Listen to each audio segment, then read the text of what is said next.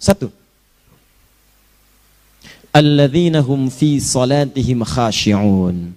Syarat pertama, kalau ingin mendapatkan surga Firdaus tadi dan kebahagiaannya diturunkan ke bumi, dibawa sampai mati, masuk ke alam kubur lebih bahagia lagi, maka amalan pertama untuk melatih menguatkan iman itu, coba berlatih untuk menunaikan sholat dengan khusyuk. Kalau Anda kerjakan benar sholat ini, maka apa yang Anda dapatkan? Teman-teman ingat betul, saya mau tanya sebentar. Keabadian yang abadi disebut dengan sa'id. Kalau kita ingin turunkan ke dunia percikannya kita dapatkan, usahanya disebut dengan apa? Masih ingat? Aflah itu kalau didapatkan, kata dasarnya apa tadi? Falahun. Lihat baik-baik. Kata Allah dalam Al-Quran tadi, kalau ingin mendapatkan falahun, amalan pertama sholat. Makanya ketika dipanggil sholat, kalimat falah dilekatkan pada panggilan sholat. 5 kali diingatkan. Begitu muadzin kemudian azan memanggil Anda, hayya 'alas shalah. Anda bertanya, ya Allah kenapa kami mesti sholat? Dijawab, hayya 'alal falah. Yuk, pagi yuk. Yang sejati datang sini. Belum dapat sujud, belum dapat ruku, saya berikan. Makanya ketika orang sholatnya benar, dia akan mendapatkan 5 keutamaan. Saat di dunia nih, belum ke akhirat, 5 keutamaan. Yang tidak diberikan pada orang yang tidak sholat. Atau orang sholat tapi sholatnya nggak khusyuk. Sebab syarat mendapatkannya khusyuk. Alladzina hum fi sholatihim khasyi'un. Bukan alladzina hum fi sholatihim saja, tapi ada kalimat khasyi'un. Artinya yang tidak khusyuk saja nggak akan dapat, apalagi yang nggak sholat. Apa yang 5 ini? Lihat baik-baik. 1. Orang yang sholatnya benar, pertama kali sebelum mendapatkan kebahagiaan hakiki dari Allah Subhanahu wa Ta'ala, akan dirubah dulu perilaku hidupnya menjadi perilaku yang lebih baik. Kalau orang itu sholatnya benar, maka sholat itu akan melatih dia untuk berubah, bertransformasi jadi orang baik. Itu ada di Quran surah ke-29 ayat ke-45. Innas sholata tanha anil fahsya'i wal munkar. Sumber keburukan cuma 2, kalau bukan fahsya itu munkar. Maaf, pornografi, porno aksi, LGBT, kata-kata jorok, kotor itu fahsya. Di orang sholat kata Allah, mustahil berkata-kata kotor. Orang sholat tidak akan pernah mencela. Orang sholat tidak punya kata-kata jorok. Jadi kalau ada sekarang orang yang sholat senang mencela orang lain, itu berarti ada masalah dalam sholatnya. Dan dia belum dijamin sebagai ahli surga terbaik. Dan hidupnya nggak bahagia. Nggak bahagia. Aneh nih. Sholat tapi senang celah orang. Aneh. Aneh. Yang paling bahaya adalah menikmati celahannya. Itu yang paling aneh. Anda ngaji. Anda ikut taklim. Taklimnya sesuai Quran, taklimnya petunjuk sunnah. Anda sholat, Anda puasa, tapi Anda masih senang mencela orang lain dan menikmati celahan itu. Kalau nggak mencela, kayaknya nggak komplit kehidupan. Maka ada yang salah dengan ibadah Anda. Ada yang keliru. Karena mustahil taat bertemu dengan maksiat, itu mustahil. Mungkar, keburukan yang diingkari oleh hati, sumbernya nafsu perut dengan akal. Bohong, mencuri, menipu, membunuh, merampok, membegal, mabuk dan sebagainya. Itu namanya mungkar. Orang sholat gak mungkin mengerjakan mungkar. Jadi kalau sholat kita benar, cukuplah Anda sholat, maka Anda akan jadi orang baik. Makanya kata Nabi, Anda punya anak dari kecil ajarin sholat. Sholat kalau naik jadi balik, kerjakan terus. Kasih pelajaran membuat dia mengerti. Kalau masih susah, berikan pelajaran. Ini sering diterjemahkan dengan memukul. Mukul di Arab beda dengan konteks mukul sekarang. Mukul di Arab tuh ngasih pelajaran supaya ngerti. Anda bisa terjemahkan dengan konteks lain. Uang jajannya tahan, yang kesukaannya simpan dulu. Bisa dengan konteks kekinian, tapi poinnya kenapa anak Anda dari kecil ajarin sholat, sampai kenalkan dengan masjid, ajari 3 tahun bawa ke masjid, kenalkan dengan masjid, gak ada masalah lari-lari itu sebelum waktu sholat. Kenalkan dulu. Dulu orang-orang tuh begitu sebelum waktunya dikenalkan, jalan, begitu lari, biarin dulu. Setelah itu diberi pengertian, nah ini bukan tempat berlari, yang berlari di sana nanti, yang di sini nanti akan ada orang-orang baik semuanya. Terus Anda lihat berbaris, baris rapi. Kalau pengen baik, ikutan baris nanti. Terus nanti ada yang mimpin di depan, namanya imam. Imam itu siapa ya? Tetangga kita bukan yang Pak Imam. Bukan. Bukan. Kalau tetangga kita namanya Imam S. Arifin. Kalau yang ini imam sholat namanya. Imam sholat itu nanti akan pimpin menyembah Allah. Allah siapa ya? Allah itulah yang memberikan ayah rizki. Allah itu yang memberikan ayah rizki sehingga bisa beli tobot buat kakak. Beli robokar poli, ini yang poli, ini yang embers, ini yang heli, ini dulu kakak semuanya tuh. Yang kasih Allah. Nanti kalau kakak bagus bisa ikut rapi di sini, Allah akan senang, akan ditambah lagi oleh Allah. Oh begitu ya, datang, begitu caranya. Ini bukannya waktu sholat belum dikenalin, udah dibawanya main-main di masjid. Bahkan ada yang agak repot lagi, di rumahnya susah diatur, dibilang, kamu ini susah diatur, main sana ke masjid, disuruh main, ya main di masjid. Yang salah bukan anaknya, orang tuanya. Apa rahasianya anak itu disuruh ke masjid, suruh sholat? Rahasianya, begitu anak itu sholat dengan baik, maka dia akan tumbuh jadi anak baik di kemudian hari. Itu maksudnya. Nah, sekarang saya agak bingung ini, pendidikan TK sekarang salah sih? Enggak, cuma saya agak bingung mikirnya. Ini anak belum diajarin sholat, udah diajarin manasik. Itu bagaimana cara berpikirnya Ferguson? Agak repot saya mikirnya tuh. Ya. Walaupun salah sih enggak, cuma saya bingung gitu. Kenapa nggak dikerjakan tahap yang pertama dulu? Tangga itu kan berurutan. Nggak bisa Anda lompat langsung ke 5. Kan 1, 2 belum terlewati. Jelas ya? Nah, ini gambarannya. Sholat nih. 1 pasti baik. Ini kalau sekarang sholat, lisan belum baik, mata belum baik, sampai ke kaki, berarti ada yang salah sholatnya tuh. Ada yang nggak tepat. Tangan sembarangan, snack orang ngambil. Awas. Tuh sendal orang, mau wudhu nggak ada sendal, pakai sendal orang. Udah bilang belum? Kehujanan pakai payung orang, udah bilang belum? Ya kan gampang Ustaz, ini kan juga mungkin diikhlaskan karena Allah. Ya ikhlas, cuman pakainya belum minjam. Bagaimana kalau sedang pegang payung itu keluar, Anda meninggal? Nah, coba mikirin ke situ. Coba ke kantor. Kalau didorong proyek yang gak jelas, minta tanda tangan, pikirin dulu bagaimana kalau meninggal. Kemarin saya sama teman-teman artis, saya katakan begini. Anda ya, kalau Anda mengaji dengan saya, jangan pernah menerima peran maksiat. Walaupun itu sekedar adegan, tapi itu maksiat. Kalau bayangkan ketika Anda memerankan itu, Anda diwafatkan oleh Allah Subhanahu Wa Taala. Maka demi Allah saya katakan tidak ada faedahnya Anda ngaji sekarang, ngaji besok. Ketika Anda menerima peran itu, Anda wafat dalam keadaan bermaksiat di hadapan Allah Subhanahu Wa Taala. Maka saya pun katakan pada Anda, ayo belajar yang betul. Pahami, bangun sholat, belajar, dalami seperti orang tua kita dulu. Tinggalkan nyontek, budaya yang gak jelas. Rasakan ketika nyontek Anda wafat. Apa yang Anda dapatkan? Di Libya itu, kalau nyontek, di Libya ya, ini saya pernah sekolah di Libya nih. Itu kalau nyontek, dibiarin aja dulu. Dan rekornya 100% ketahuan. Begitu sudah selesai, cuma jeda 2 jam, langsung ada panggilan. Si Fulan silahkan datang ke kantor. Apa yang disediakan di kantor sudah siap. Anda diberi waktu 2 jam dari sekarang, siapkan beres-beres koper Anda. Di sini sudah tertulis Anda akan pulang. Tiketnya sudah lengkap, dikawal 2 orang. Dituliskan di situ anak ini nyontek, gak boleh kembali ke sini. Libya. Gak ada zero tolerance bagi yang seperti itu. Keluar. Kami gak terima di sini. Harusnya begitu.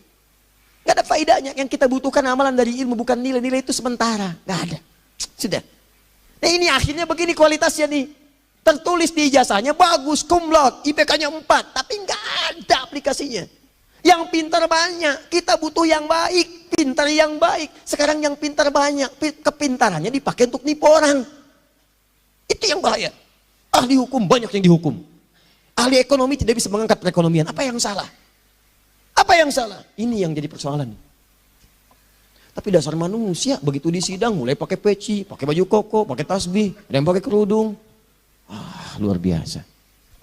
Nih, 2. Orang kalau sholatnya benar, Allah akan berikan ketenangan dalam jiwanya. Tenang hatinya. Jangankan musibah kecil, musibah paling besar pun tenang aja dia. Tenang, dia paham rumusnya. Allahu Akbar. Turun Quran. Surah ke-13 ayat ke-28. Ala bidzikrillahi tatmainnul. Yakinkan pada dirimu zikir kepada Allah membuat hati tenang. Di antara turunan zikir amalannya adalah salat. Dari mana taunya Quran surah ke-20 ayat ke-14. Innani anallahu la ilaha illa ana fa'budni wa aqimis salata lidzikri. Saya Allah, kata Allah ke Nabi Musa. Tidak ada Tuhan selain saya, sembah saya. Bagaimana menyembahmu ya Allah? Tunaikan salat sebagai zikir kepada saya. Zikir. Nah, maka kalau Anda sedang tidak tenang, ayo ke masjid. Banyak zikir itu, baca Quran zikir. Quran surah 15 ayat 9. Inna nahnu nazzalna dzikra. Kami turunkan Al-Quran sebagai zikir. Jadi kalau Anda sedang baca Al-Quran, Anda sedang berzikir. Ibu kalau sedang gak tenang, Bu, gelisah, gak enak, gak usah mengeluh, apalagi bikin status gak karuan. Ibu wudhu, ambil mushaf baca. Begitu sedang baca ada ketenangan dalam jiwa. Berdoa, zikir. Kalau sedang gak tenang besok ada proyek, doa dulu. Doa itu memberikan ketenangan. Makanya doa disebut dengan zikir. Quran surah ke-7 ayat 205. Wadhkur rabbaka fi nafsika tadarruan wa khifatan wa dunal jahri minal qaul. Ayo berzikir, minta kepada Allah dengan segenap jiwamu, mohon dengan penuh ketawaduan. nanti ketenangan diberikan. Menghafal Quran, baca itu zikir. Quran surah ke-54 ayat 17, 22, 32, 40. Walaqad yassarnal Qur'ana lidzikri fahal mim mudzakir. Menyebut nama Allah, Al-Asmaul Husna itu zikir. Sedang ada persoalan, ya Allah, ya Allah, ya Allah, ya Rahman, ya Rahim, ya Malik, ya Qudus, ya Allah, ya Allah, ya Allah, ya Allah. Zikir. Dalilnya Quran surah kedua ayat 152. Fadhkuruni azkurkum. Sebut namaku, zikir. Apapun akan mengingatmu. Gimana menyebutnya? Ditafsir di Quran surah 17. Ayat keberapa? 110. Qulidullah awid rahman ayyamma tad'u falahul asmaul husna. Sebut nama Allah. Itu menentramkan pada jiwa. Sedangkan sholat gabungan dari semua zikir tadi. Bukankah dalam sholat Anda baca Al-Quran? Bukankah dalam sholat Anda menghafal Al-Quran? Bukankah dalam sholat Anda berdoa? Bukankah dalam sholat Anda istighfar? Anda mohon digabungkan semua itu. Amalan sholat menggabungkan semua jenis zikir. Masa Anda nggak tenang juga? Makanya sholat, jangankan sholat ya, tempat sholat itu yang menenangkan. Tempat sholat, tempat paling tenang di muka bumi. Kalau nggak percaya silahkan. Ya, Anda sebelum masuk ke istiqomah ini, begitu Anda masuk kan perasaannya beda kan? Lain. Silahkan cek kalau cari ketenangan datang ke masjid. Masuk, wudhu masuk, sholat 2 rakaat, tenang. Dekat kipas angin, saking tenangnya, plek, ngantuk tidur. Beneran. Enak. Makanya saat Ramadan kalau orang pengen cari ketenangan, lihat. Di perusahaan-perusahaan penuh tuh musola, pada tidur. Ya, mengamalkan hadis palsu. Ya, dia musoim ibadah, tidurnya orang puasa ibadah, hadis palsu. Nah, itu teman-teman. Itu gambarannya tiga. Orang yang salatnya khusyuk benar, itu dijamin langsung oleh Allah Subhanahu wa taala akan dimudahkan semua urusan hidupnya termasuk rezekinya. Ini yang saya katakan. Jadi saya katakan tadi, di akhirat ini, di surga, rezeki tinggal ngambil. Anda kalau benar salatnya, itu langsung dijanjikan oleh Allah. Rezeki itu nggak perlu Anda banyak pikirkan. Ikhtiar sedikit, datang. Bahkan dari sisi yang tidak Anda duga. Apa dalilnya? Quran surah ke-65 ayat 2 dan 3. Ditafsir di Al-Baqarah ayat 2 dan 3. Wa may yattaqillaha yaj'al lahu makhraja. Ada orang yang meningkatkan takwanya kepada Allah, kami mudahkan urusan hidupnya. Setiap persoalannya diberikan jalan keluar, mudah. Solusi. Setiap ada problematika, ada solusi. Wa yarzuqhu min haitsu la yahtasib. Dan kalau dia ingin mendapatkan rezeki, bahkan kami kirimkan dari sisi yang tidak dia duga. Orang lain capek ini datang lagi, tawaran proyek datang lagi. Utsman tuh Masya Allah, kayanya banyak. Tapi yang paling dirindukan bukan saat mendapatkan peningkatan omsetnya, yaitu saat dia mendapatkan waktu khusus dengan Allah untuk sholat. Malam hari sampai-sampainya sempat sholat tahajud sampai khatam Al-Quran. Abdurrahman bin Auf demikian, Tamim Ad-Dari demikian. Sholat karena tahu sholat itu meningkatkan rizki. Karena tahu kuncinya ada di situ, Allah yang punya rizki. Disebut dengan Razak, pemilik rizki. Maka saya harus punya hubungan dekat dengan Allah. Kalau sudah punya hubungan dekat, mau apa aja gampang. Belum minta, udah diperhatikan. Silahkan cek, Anda punya hubungan baik dengan bos Anda di kantor. Sebelum Anda minta, beliau udah pikirin tuh. Telepon bendahara. Dia udah ngambil belum gajinya? Belum Pak, tambahkan bonus sekian. Kenapa? Karena dia mengawasi Anda. Allah maha tahu dibandingkan dengan bos Anda. Mendekat kepada Allah, semua diperhatikan oleh Allah. Siapa orang takwa itu? Kalimat takwa pertama di Al-Quran, Al-Baqarah ayat 2. Amalannya ayat 3. Dzalikal kitabu la raiba fihi hudal lil. Siapa mutakin itu? Ayat 3-nya. Alladzina yu'minuna bil ghaib wa yuqimunas shalah. Nih.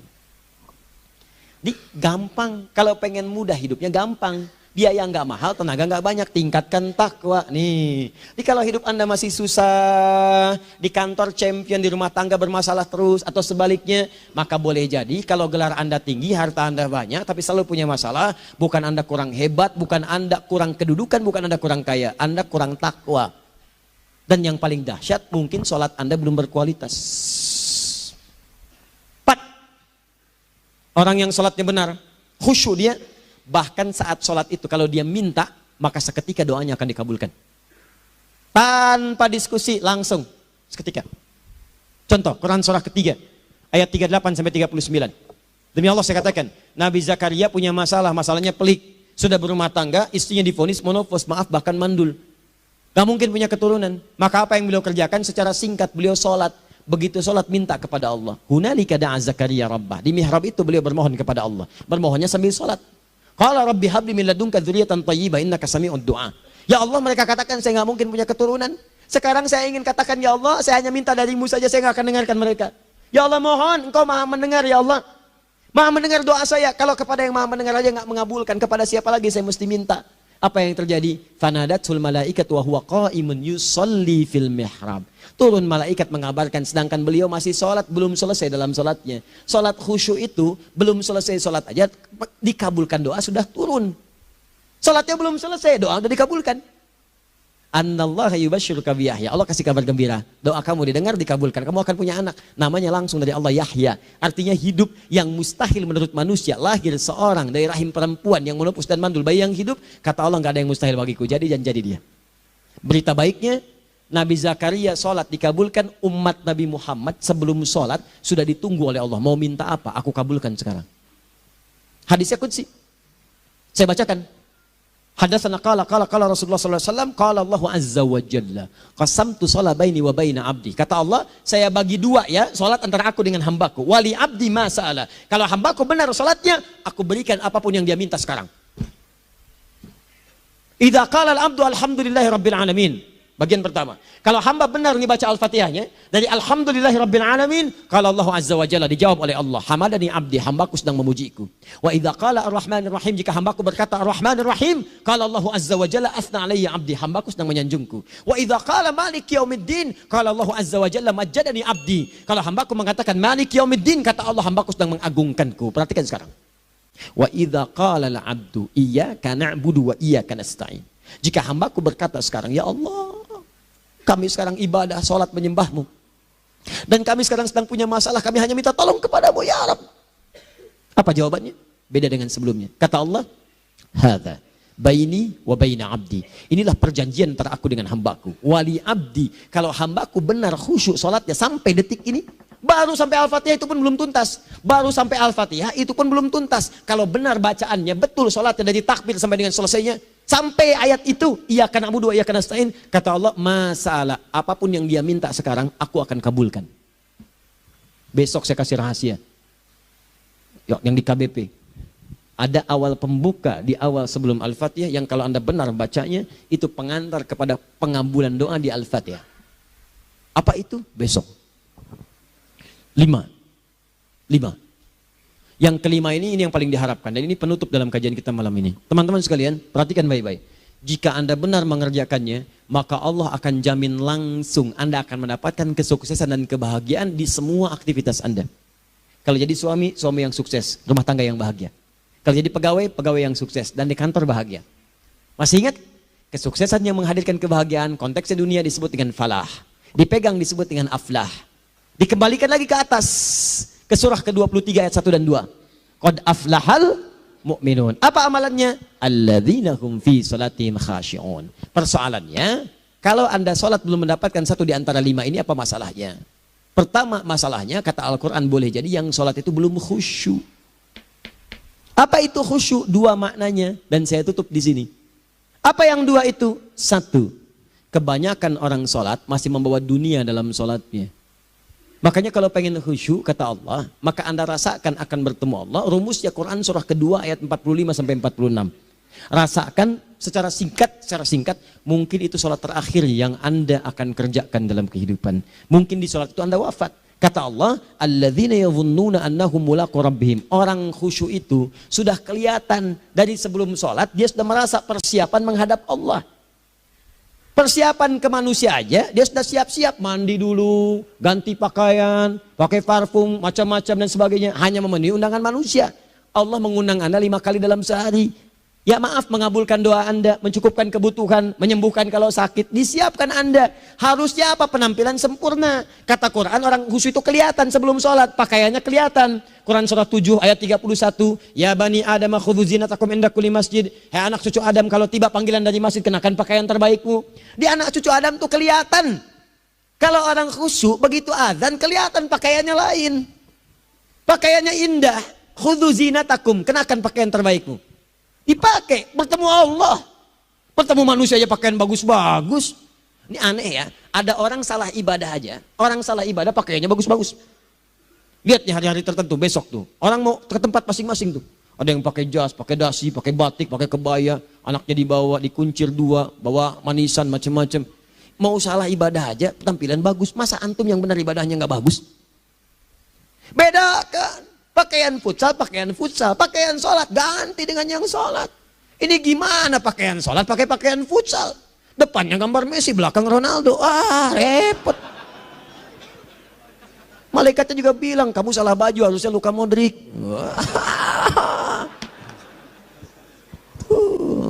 Apalah saya. Nah, yang mau tanya apa? Mourinho dipecat saya tahu. Lagi nganggur sekarang, ditawarin Benfica dia nggak terima. Sekarang jadi dia komentator di beIN Sport. Nanti sebentar lagi dia akan komentar di laga Saudi dengan Qatar dan komentar laga Arsenal dengan Itsahai. Digantikan oleh Solskjaer. Dia super sub dulu. Ya, super sub. Ya, the baby assassin, ya pembunuh yang berwajah baby face. Masuknya di akhir-akhir, gol. Sekarang melatih dia, 5 kali kemenangan, belum kalah sama sekali. Saya hafal itu. Tapi masih di urutan ke-6, tapi jaraknya ke yang ke-4 itu tinggal 3 poin lagi. Hafal saya, Liverpool tahu, cuma 4 poin sekarang bedanya, kemarin 7. 7 kalah 2-1 sama Manchester City. Walaupun banyak analisis yang menyebutkan, mungkin itu diberikan saja gitu kan, karena ada yang lain-lain. Hafal kedua Manchester City, hafal saya. Ayo mau tanya apa lagi, Tottenham Hotspur ke bawahnya, ada Chelsea, ada Arsenal, baru kemudian Manchester United. Liga Italia, wah udah gak kekejar Juventus, ya apa lagi, dan seterusnya lah, nggak ada ujungnya bahas yang begituan. Jelas ya? Maksud saya, Anda tanya itu saya jawab, tapi tidak menghilangkan ibadah kita yang lain. Dan apa ruginya? Ya tahajud dah. Apa yang bisa dikerjakan besok, lihat besok. Ya kan tahajud kan yang bisa besok. Ada orang tahajud jam 10 pagi? Gak ada. Lebih baik Anda kerjakan malam tahajud. Yang tidak bisa dilihat malam, bisa dilihat besok. Cara berpikirnya bagaimana kalau besok meninggal, gak kesampaian teman-teman sekalian. Gak kesampaian. Nah maka dari itu, Anda kalau mau ada panggilan sholat, siap-siap baju yang bagus. Itu sempurnakan. Anda panggilan orang mandi, panggilan Allah, buka Quran surah 5 ayat 6, sempurnakan wudhu. Ya ayyuhalladzina amanu idza qumtum ila shalah faghsilu wujuhakum, wudhu yang baik. Berpakaian yang rapi. Kenapa? Karena boleh jadi saat dipanggil Anda wafat saat itu. Maka wafatlah Anda dalam keadaan yang suci, dengan keadaan tobat, dengan pakaian terindah pada saat itu. Yang kedua, maaf, orang-orang kurang khusyuk itu saya tutup. Yang kedua itu karena kebanyakan orang sholat tidak paham, tidak mengerti apa yang dibaca dan dilakukan dalam sholatnya. Jujur pada diri sendiri, jawab pada diri Anda. Sampai sekarang Anda sholat, berapa persen bacaan sholat yang Anda pahami? Jangan-jangan selama ini Anda sholat ribuan kali sujud, ribuan kali ruku. Gak ada yang paham yang dibaca. Sekian persen yang paham, bagaimana sholat Anda bisa khusyuk? Pekerjaan Anda dipahami, urusan akhirat Anda nggak dipahami. Di mana cara berpikirnya? Aku yang bagaimana atau engkau yang harus bagaimana? Ya, coba berubah. Nah ini baru satu amalan, belum yang lainnya. Ada 5 amalan lagi. Yang kalau kita bisa turunkan itu, selain sholat yang khusyuk, maka jaminan tadi akan datang. Baru sholat khusyuk aja 5 datang. Apalagi ditambah dengan 5 amalan lainnya lagi. Demi Allah saya katakan, dunia kecil sekali, gak ada nilainya. Akhirat aja enak. Nikmat.